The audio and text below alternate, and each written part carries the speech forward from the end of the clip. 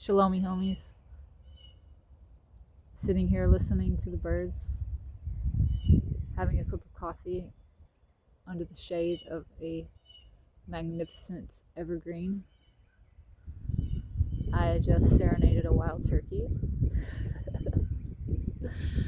after checking on my little tomato and pepper seedlings that I started a few days ago. I started seeds 4 days ago. They've already sprouted. It's going to be so cool to see the progression and the life cycle of all of the plants that I am growing here, will be growing here. I'm helping a couple with their market garden. They grow a lot of their own organic vegetables, and then they grow cut flowers that they sell at the farmer's market, and they also sell honey from their bees, as well as a large number of value-added products that they make from things that they grow and harvest here on this property. So this is what I'm doing for the next several months, helping with this property, this homestead, this market garden. Living slowly, living simply. This is how I always want to live. Simply and slowly, so that others might simply live.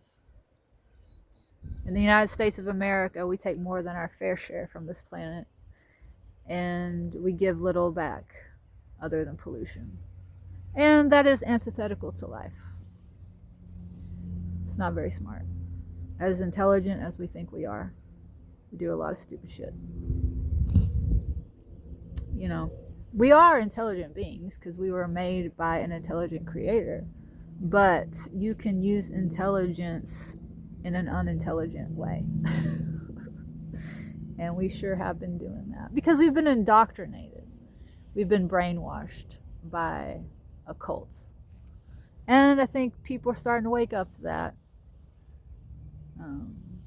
But, you know, it doesn't mean anything to know something and do nothing about it. So, in other words, after you wake up, you got to do something with the information that you have, you know, with the truth that you are receiving in your awakening. How are you going to apply that truth? Hopefully intelligently. And you can't get any more intelligent than nature, than God's creation. And we are part of it. So we need to clean the slate, undo the brainwashing, right? How do we do that? Get still, get quiet, observe nature. And then our instincts will start coming back online. I truly believe that. So slow down, pay attention. I think that's mostly what we need to do, and the rest will follow. I think living in faith, in large part, that's what it looks like. You know, just being real still and quiet and listening, and then acting according to what you hear from God, which means you got to remove yourself from the noise and the chaos that man has created.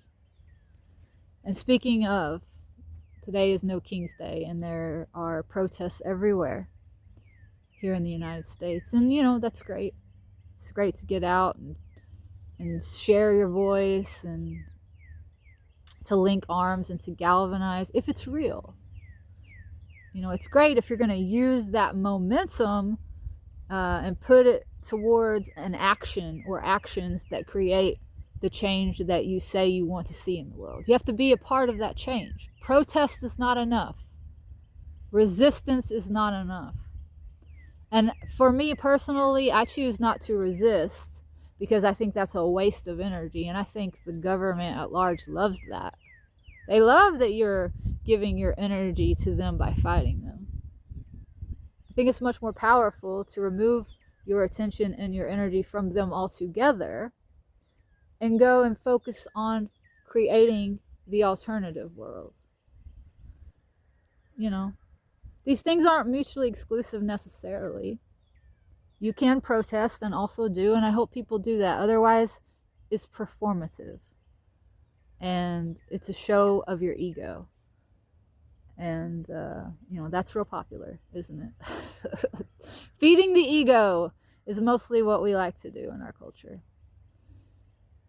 But it leads to unhappiness and dis-ease and death, ultimately. When you feed the ego, yeah, that's what happens. And that's what we're seeing. And the guy that's heading up our country, I think, of course, that's our fearless leader. A buffoon. But I think he represents exactly what we are deep down. A country full of self-indulgent, entitled, lazy people. Guys, okay? Yeah. We've been conditioned to be that. Because it's easy to control lazy, self-indulgent people who just want comfort and convenience. We got to get uncomfortable, and we got to start backing up our protests and our words with real action to create real change.